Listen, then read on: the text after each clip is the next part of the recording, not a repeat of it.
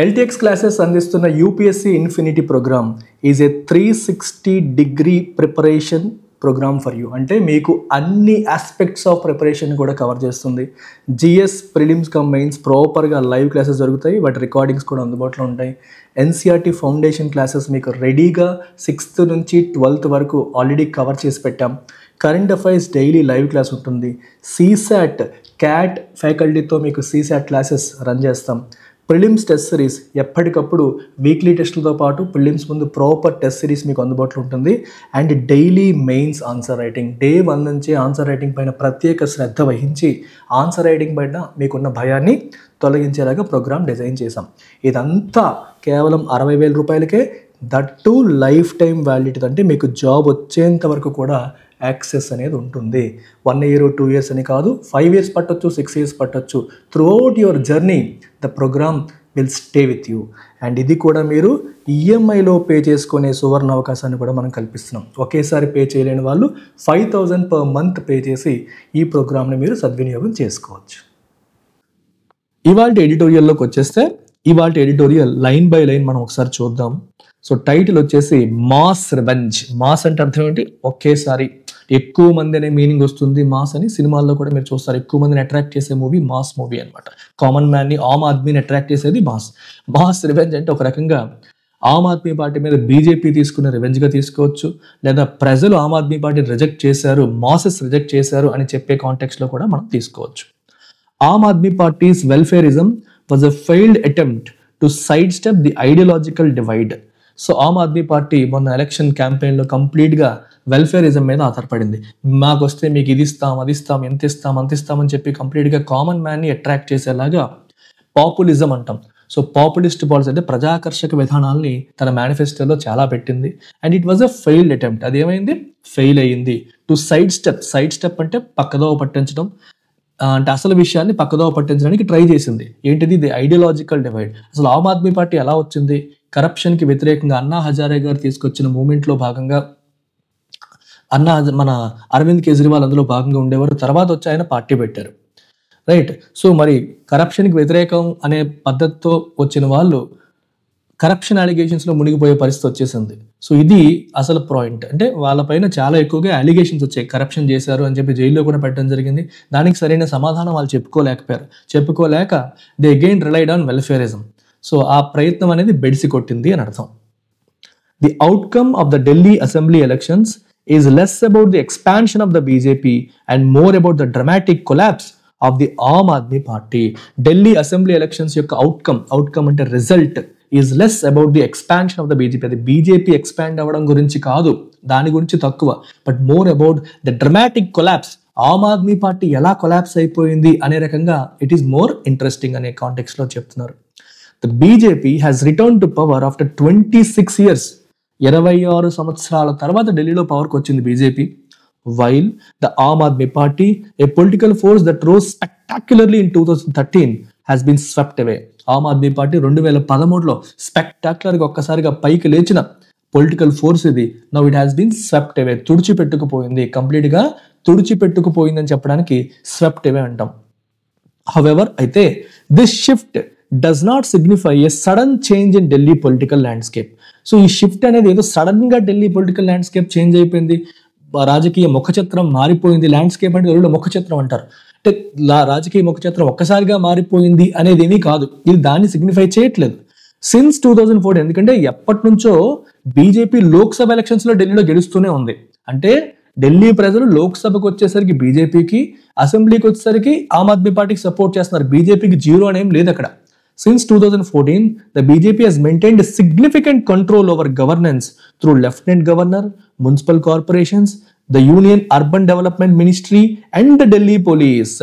ఎప్పటి నుంచో 2014 నుంచే బీజేపీ అనేది గవర్నెన్స్ పైన సిగ్నిఫికెంట్ కంట్రోల్ మెయింటైన్ చేస్తూ వస్తుంది. ఓకే, ఏ రకంగా? Through the lieutenant governor organization ద్వారా. ఢిల్లీ అనేది ఒక స్పెషల్ కైండ్ ఆఫ్ అరేంజ్మెంట్స్ ఉన్న స్టేట్ అది. సో అక్కడ చీఫ్ మినిస్టర్తో పాటు లెఫ్టినెంట్ గవర్నర్ కూడా ఉంటారు.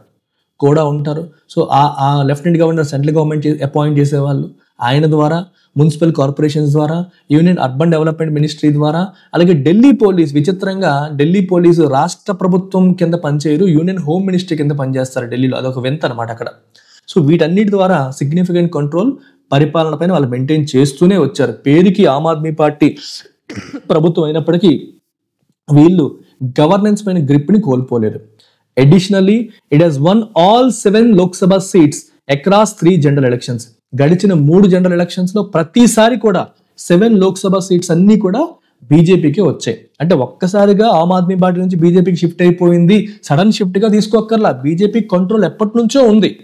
ఆమ్ Aadmi party's rise was rooted in its appeal to Delhi's middle class, transitioning from an anti corruption movement into a political entity that initially captivated voters with its fresh rhetoric against traditional political establishment.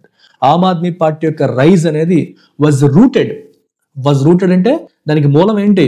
In its appeal to Delhi's middle class. Delhi middle classes కి వాళ్ళు ఇచ్చిన appeal అంటే ఏంటి?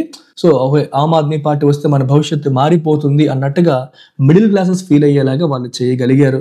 Transitioning from an anti corruption movement, చెప్పాను మీకు, అన్నా హజారే ఆధ్వర్యంలో జరిగిన anti corruption movement లో అరవింద్ కేజ్రీవాల్ పార్టిసిపేట్ చేసి ఆయన ఫేమస్ అయ్యారు. సో దాని నుంచి దేనికి ట్రాన్సిషన్ అయింది? కంప్లీట్ గా దేనికి మారింది? ఇంటి పొలిటికల్ ఎంటిటీ, ఒక రాజకీయ ఎంటిటీ కింద మారింది. That initially captivated voters. ఈ ఎంటిటీ ఇనీషియల్ గా ఓటర్స్ ని మంత్రముగ్ధులను చేసింది లేదా ఆకట్టుకుంది. క్యాప్టివేట్ చేయడం అంటే ఆకట్టుకోవడం, మంత్రముగ్ధులను చేయడం. ఎలా? With its fresh rhetoric. Rhetoric అంటే స్పీచ్. ఎటువంటి స్పీచెస్ అవి? ఫ్రెష్ గా ఉన్నాయి. అంటే traditional political parties, traditional political establishment కి వ్యతిరేకంగా, ఎగ్నెస్ట్ గా మేము ఒక ఫ్రెష్ అప్రోచ్ టు పాలిటిక్స్ తీసుకొస్తామని చెప్పి వీళ్ళు వచ్చారు. ఓకే, ఇప్పటి వరకు ఉన్న వాళ్ళందరూ కరప్షన్స్, సో వాళ్ళ కొడుకులు ఎలా వెళ్తూ ఉంటుంది, ఇది ఇలా కాదు, ఫ్రెష్ గా ప్రజల కోసమే పనిచేసే ఒక పార్టీ అన్నట్టుగా ఆమ్ ఆద్మీ పార్టీ ఒక కొత్త విధానం తీసుకొస్తాము, మార్పు తీసుకొస్తామని చెప్పి అధికారంలోకి వచ్చారు. However, అయితే it's governance style soon became synonymous with reckless populism. So మరి వాళ్ళ గవర్నెన్స్ పరిపాలన స్టైల్ ఎలా అయింది చివరికి? It soon became synonymous with reckless populism. Reckless అంటే కేర్లెస్ గా, పాపులిజం అంటే ప్రజాకర్షక విధానాలతో నిండిపోయింది. ప్రజలను ఎలా ఆకట్టుకోవాలి, ఏం చేస్తే ఓట్లు పడతాయి అనే విధానంలోకి ట్రెడిషనల్ పొలిటికల్ పార్టీస్ లాగే వీళ్ళు కూడా మారిపోయారు. బికేమ్ సినానిమస్ అంటే equivalent. Became equivalent to, tantamount to అని అర్థం. A cynical approach to politics. అలాగే పాలిటిక్స్ కి ఎటువంటి అప్రోచ్ అమ్మా? నమ్మకం లేకుండా. సినికల్ అంటే మీనింగ్ ఏంటి? ప్రజలందరూ కూడా స్వార్థపూరితంగానే ఉంటారు అనే అప్రోచ్. సో ప్రజలందరూ స్వార్థపూరితంగానే ఉంటారు కాబట్టి వాళ్ళకి కావాల్సిన వాళ్ళకి పడేస్తే వాళ్ళు మనకు ఓట్లు వేసేస్తారు. అర్థమవుతుందా? అప్రోచ్ సినికల్ అంటే అర్థం ఏంటంటే people are driven by self interest అనే భావజాలం. ప్రజలు ఎప్పుడు కూడా వాళ్ళ స్వార్థమే వాళ్ళు నడిపిస్తుంది అనే నమ్మకాన్ని మనం సినిసిజం అంటాం. ఓకే, ఎవరిని కూడా నమ్మకపోవడం. డిస్ట్రస్ట్ఫుల్ ఆఫ్ హ్యూమన్ సిన్సియారిటీ. సో ప్రజలందరూ ఎవడు సిన్సియర్ కాదు, వాడికి కావాల్సిన వాడికి వస్తే చాలు, అడవే చూసుకుంటాడు అని అనుకునే కదా రాజకీయ పార్టీలు అందరూ కూడా ప్రజలకి పప్పు బెల్లాలు పంచుతారు. సో వీళ్ళు కూడా అదే అప్రోచ్తో వెళ్ళారు. And an increasingly course political discourse. At least starting లో వాళ్ళు పద్ధతిగా మాట్లాడేవారు ఆమ్ ఆద్మీ పార్టీ వాళ్ళు. తర్వాత వాళ్ళు కూడా నిజమైన రాజకీయ నాయకుల్లాగా మారిపోయారు. సో కోర్స్ అంటే అర్థం ఏంటి? ఒక జెంటిల్నెస్ లేకపోవడం, ఒక స్వేవ్నెస్ లేకపోవడం, అంటే ఒక సివిక్ మేనర్స్ లేకుండా. ఇప్పుడు మనకి కొంతమంది మంత్రులు బూతులు మాట్లాడేవారు, కొంతమంది నాయకులు నోరిప్పితే చాలు ఏం మాట్లాడతారో తెలియదు, బండబూతులు మాట్లాడతారు. ఆ రకమైన అప్రోచ్లోకి వీళ్ళు కూడా వెళ్ళిపోయారు. అంటే పద్ధతి లేకుండా మాట్లాడడం, లేనిపోని ఆరోపణలు చేసుకోవడం, ఒక సివిక్ సెన్స్ అనేది లేకుండా పొలిటికల్ డిస్కోర్స్ అంటే స్పీచెస్, అదే పద్ధతిలోకి వీళ్ళు కూడా మారిపోయారు. అంటే మిగిలిన రాజకీయ పార్టీలాగే వీళ్ళు కూడా మారిపోయారు అని అర్థం. While it sought to consolidate power through unchecked welfarism. Unchecked అంటే అసలు కంట్రోల్ లేకుండా విపరీతమైన వెల్ఫేరిజంతో మొత్తం పవర్ అంతా కన్సాలిడేట్ చేసేసుకుందాం, మన దగ్గరికి లాగేసుకుందాం అని చెప్పి వాళ్ళు ప్రయత్నం చేశారు. అయితే the effectiveness of governance declined. ఈ ప్రాసెస్లో ఏమైంది? గవర్నెన్స్ యొక్క ఎఫెక్టివ్నెస్ అనేది తగ్గిపోయింది. అంటే ఎంతసేపు స్కీమ్లు అనుకుంటే ఏం జరుగుతుందో మనం ఆంధ్రాలో చూసాం. రైట్, ఇలాంటి సినారియో మనకి ఢిల్లీలో కూడా వచ్చింది. గవర్నెన్స్ అనేది బాగా తగ్గిపోయింది, ఎఫెక్టివ్నెస్ అనేది తగ్గిపోయింది.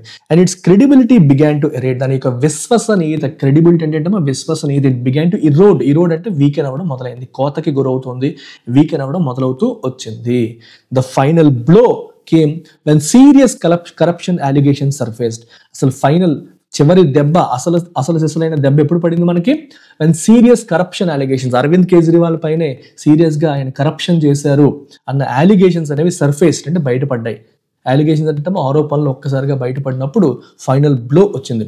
Culminating in revelations that Chief Minister Arvind Kejriwal had spent approximately 52.7 crore of public funds to refurbish his official residence. Official residence ని రిఫర్బిష్ చేయడానికి, అంటే దాన్ని బాగు చేయడానికి 52.7 కోట్ల పబ్లిక్ మనీని వాడేశారు.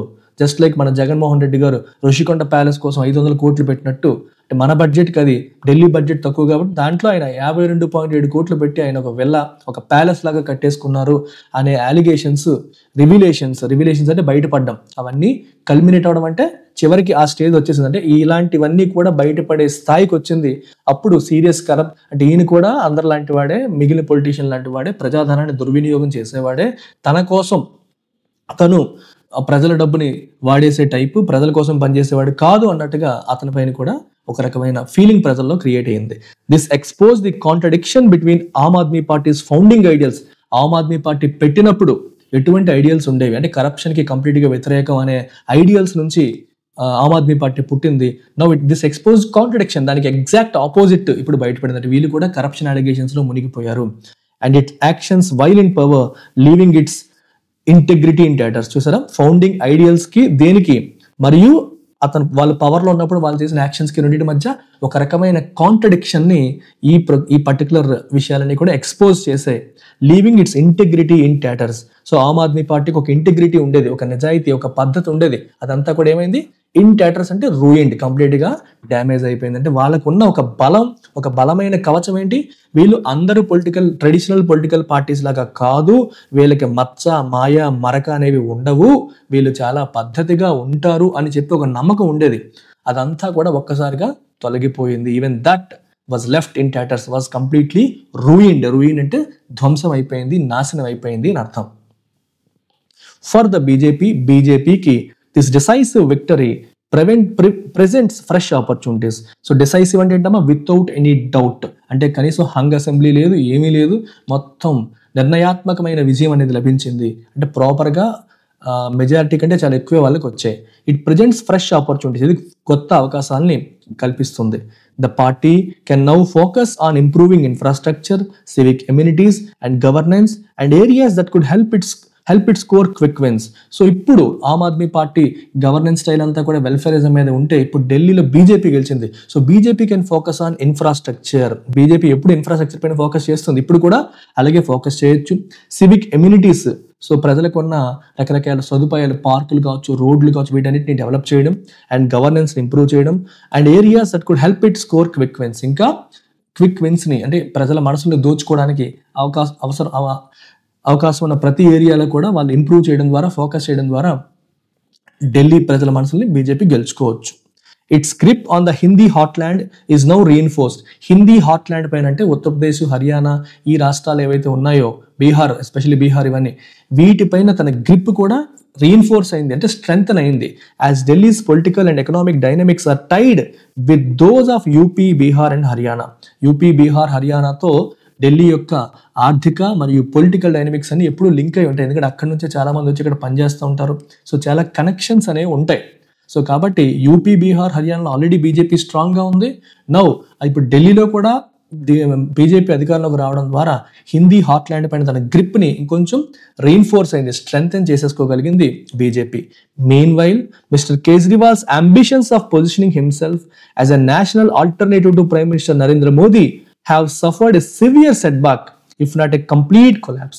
ఇంకో వైపు తీసుకుంటే మీకు నరేంద్ర మోదీకి సరైన ఆల్టర్నేటివ్ రాహుల్ గాంధీ కాదు, నేనే సరైన ఆల్టర్నేటివ్ అని చెప్పి అరవింద్ కేజ్రీవాల్ తను ప్రొజెక్ట్ చేసుకుందాం అనుకున్నారు.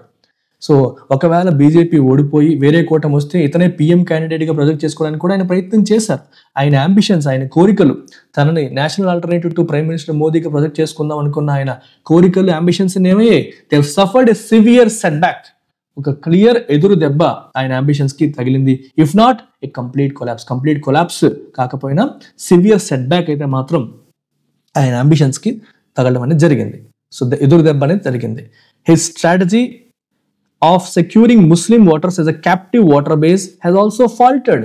ముస్లిం ఓటర్స్ అందరూ వాళ్ళకి వేరే చాయిస్ లేదు, వాళ్ళు ఎలాగూ బీజేపీకి వేయరు, ఖచ్చితంగా మనకే ఓటు వేస్తారు అని. క్యాప్టివ్ అంటే అర్థం ఏంటంటే ఇఫ్ సమ్వన్ ఈస్ క్యాప్టివ్ అంటే బంధించబడ్డం.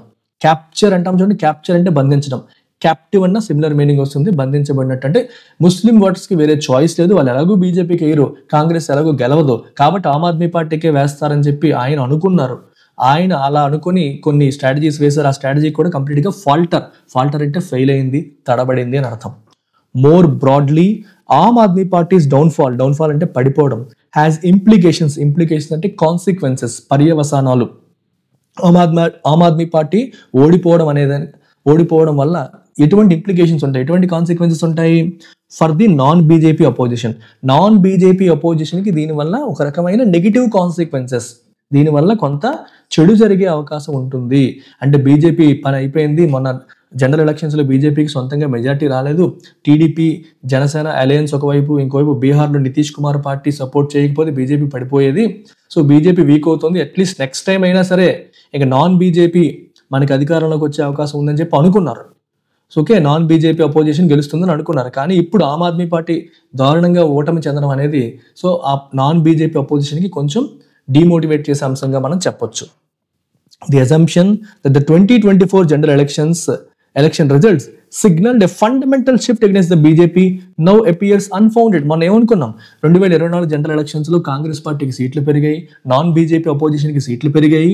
సో కాబట్టి మనకి బీజేపీకి వ్యతిరేకంగా ఫండమెంటల్ షిఫ్ట్ వస్తుంది అన్న ఎజంప్షన్ ఏదైతే ఉందో, అంటే మొన్న ఎలక్షన్స్ అనేవి అటువంటి సిగ్నల్ ఇచ్చాయి అన్న ఎజంప్షన్ ఏదైతే ఉందో, ఇట్ నౌ అపియర్స్ అన్ఫౌండెడ్ అంటే వితౌట్ ఎనీ ఎవిడెన్స్, ఎటువంటి ఎవిడెన్స్ లేకుండా, ఎటువంటి ఫ్యాక్చువల్ బేసిస్ లేకుండా మనకి కనిపిస్తోంది, నిరాధారంగా కనిపిస్తోంది. మొన్నటి వరకు అనుకున్నాం మనం ఎలక్షన్స్లో బీజేపీ గెలిచింది కానీ అంత గొప్పగా గెలవలేదు అని. సో కాబట్టి బీజేపీకి వ్యతిరేకత మొదలైంది అనే ఫీలింగ్ వచ్చింది. Now those assumptions appear unfounded. అంత బలమైన ఎజంప్షన్స్ లాగా ఇప్పుడు అనిపించట్లేదు, ఫ్యాక్ట్స్ అన్ని వేరేలాగా చెప్తున్నాయి, ఇప్పటికీ బీజేపీయే బలంగా ఉంది అనే అంశం మనకి ఇక్కడ తెలుస్తుంది. The opposition parties must reassess their strategies if they hope to challenge the ruling party effectively. Ruling పార్టీని ఎఫెక్టివ్గా వాళ్ళు ఛాలెంజ్ చేయాలనుకుంటే, బలంగా ఛాలెంజ్ చేయాలనుకుంటే వాళ్ళ స్ట్రాటజీస్ని మరొకసారి రీఅసెస్ చేసుకోవాలి, మళ్ళీ ఇంకొకసారి అసెస్ చేసుకోవాల్సిన అవసరం ఉంది, పరీక్షించుకోవాల్సిన అవసరం ఉంది. ఎగ్జామిన్ చేసి, రీఅసెస్ అంటే రీఎగ్జామిన్, మరొకసారి మన వ్యూహాలు సరిగ్గా ఉన్నాయా లేదని చెక్ చేసుకోవాల్సిన అవసరం అయితే ఉంది. The Congress despite drawing a blank అంటే అర్థం ఏంటి? Zero. If you get zero in something that means you drew a blank అంట, ఒక 0 సీట్స్ వచ్చే వాళ్ళకి. Might be encouraged by Aam Aadmi Party's defeat. So ఒక ఆమ్ ఆద్మీ పార్టీ ఓడిపోవడాన్ని చూసి సో కాంగ్రెస్ పార్టీ కొంచెం ఎంకరేజ్ అవ్వచ్చు. But it could also face challenges to its helping of India bloc as it faces criticism for not helping build a common front against the BJP. Point ఏంటంటే ఈ India black ఏదైతే ఉందో, అంటే ఎన్డీఏకి ఆపోజిట్గా ఉన్న బ్లాక్ ఏదైతే ఉందో, హెల్పింగ్ అంటే అర్థం ఏంటమ్మా, దానికి లీడర్గా ఎవరున్నారు? కాంగ్రెస్ పార్టీ ఉంది. సో దాని విషయంలో కొన్ని ఛాలెంజెస్ ఫేస్ చేయొచ్చు, ఎందుకంటే కాంగ్రెస్ పార్టీ పైన చాలా ఎక్కువ క్రిటిసిజం వస్తుంది. ఎందుకని? It is not helping build a common front. బీజేపీకి వ్యతిరేకంగా ఒక కామన్ ఫ్రంట్ బిల్డ్ చేయాలని అనుకుంటున్నారు. యాక్చువల్గా దాని ప్రకారం జరగాలంటే కాంగ్రెస్ ఆమ్ ఆద్మీ పార్టీ కలిసి పోటీ చేసి ఉండాలి, లేదా ఆమ్ ఆద్మీ పార్టీకి కాంగ్రెస్ సపోర్ట్ చేసి ఉండాలి ఢిల్లీలో. కానీ కాంగ్రెస్ ఆ పని చేసిందో చేయలేదు, దానివల్ల ఓట్లు చీలడం వల్ల బీజేపీకి బలం చేరింది, అలా కూడా మనం చెప్పొచ్చు. అంటే బీజేపీకి వ్యతిరేకంగా మనం మిగిలిన పార్టీలన్నీ కలిసి పోటీ చేద్దాం అని అనుకుంటున్నారు, కానీ కాంగ్రెస్ దానికి సపోర్ట్ చేయట్లేదు అనేది మేజర్ క్రిటిసిజం. సో కాబట్టి మీరు లీడర్గా పనికిరారు అనే ఛాలెంజెస్ కూడా వాళ్ళు ఫేస్ చేసే అవకాశం అనేది ఉంది with in the India bloc అనేది ఇక్కడ ఫైనల్గా చెప్తున్నారు. సో చూస్తున్న వాళ్ళంతా కూడా ఒక్కసారి లైక్ చేయండి అమ్మా, ఒకసారి లైక్ చేసేసి మీరు continue watching the video. And if you haven't subscribed yet please do subscribe and bell icon పైన మీరు ప్రెస్ చేయండి, ఎందుకంటే ఎప్పుడు వీడియో వచ్చినా మీకు నోటిఫికేషన్ వస్తుంది, ఇమీడియట్గా మీకు తెలుస్తుంది. సో ఇవాళ ఎడిటోరియల్ని బేస్ చేసుకొని రీడింగ్ కాంప్రహెన్షన్ క్వశ్చన్స్ ఒకసారి మనం గమనిద్దాం. What is the tone of the author in this passage? Author tone ఎలా ఉంది? క్రిటికల్గానే ఉంది, ఎందుకంటే ఆమ్ ఆద్మీ పార్టీ విధానాన్ని ఎండగడుతూ మీరు ఎలాంటి తప్పుడు విధానాలకు వెళ్ళారు అందుకే ఓడిపోయారు అన్నట్టుగా క్రిటికల్ అండ్ అనలిటికల్గానే ఉందని మనం చెప్పొచ్చు. Central idea of the passage, ఆ ప్యాసేజ్ యొక్క మెయిన్ ఐడియా లేదా మెయిన్ థీమ్ ఏంటి Aam Aadmi Party governance style సక్సెస్ఫుల్గా ఉందనా, అది మెయిన్ థీమా? ఆమ్ ఆద్మీ పార్టీ ఓడిపోయింది కదా, అది మెయిన్ థీమ్ ఎలా అవుతుంది? BJP's victory in Delhi represents a sudden political shift? No, sudden political shift కాదు అని చెప్పి ఆర్టికల్లో చెప్పారు. గత కొన్ని సంవత్సరాలుగా బీజేపీ అక్కడ బలంగానే ఉంది. ఇన్ఫ్యాక్ట్ అక్రాస్ 3 ఎలక్షన్స్లో, జనరల్ ఎలక్షన్స్లో 7 లోక్సభ సీట్లు కూడా బీజేపీ గెలిచిందని కూడా చెప్పడం జరిగింది. సో ఇది కూడా కాదు. Aam Aadmi party's downfall was due to corruption, welfarism and loss of credibility. Excellent. Aam Aadmi party ఎందుకు ఓడిపోయింది?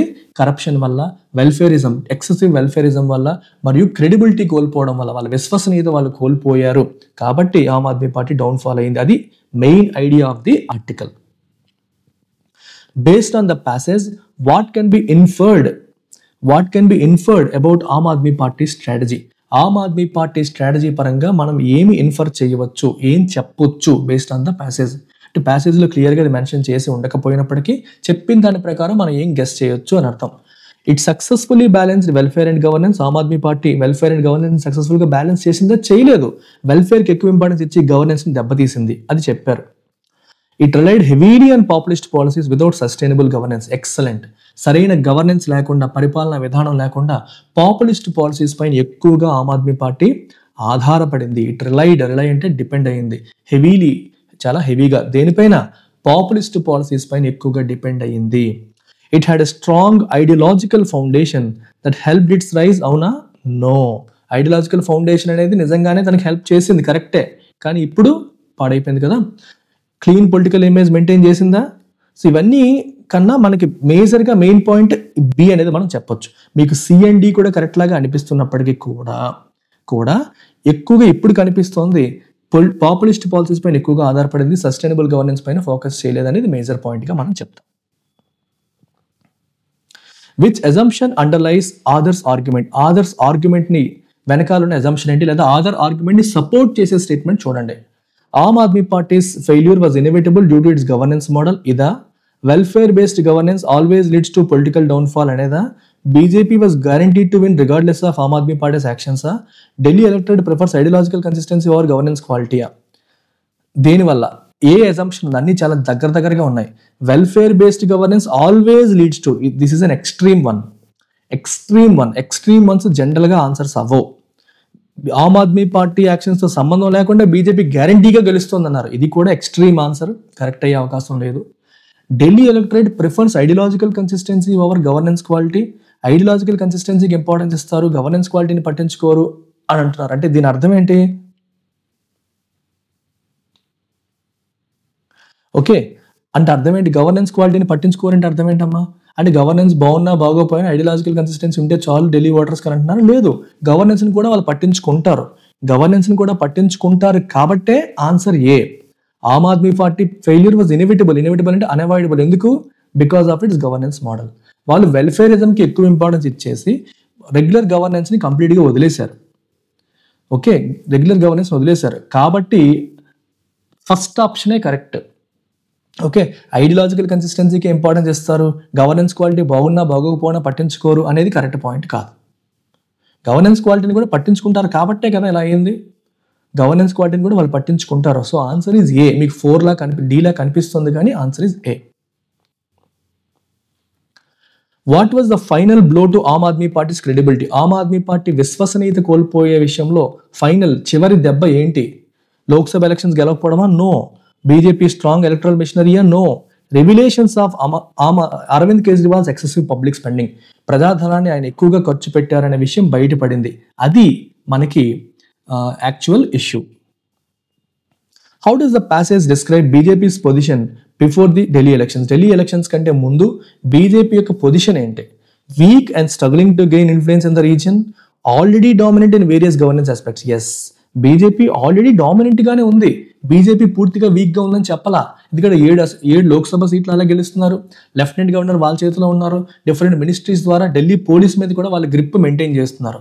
సో వేరియస్ గవర్నెన్స్ ఆస్పెక్ట్స్ లో బీజేపీ ఆల్రెడీ స్ట్రాంగ్ గానే ఉంది. ఇది వీక్ గా ఉంది అనుకోవడానికి లేదు.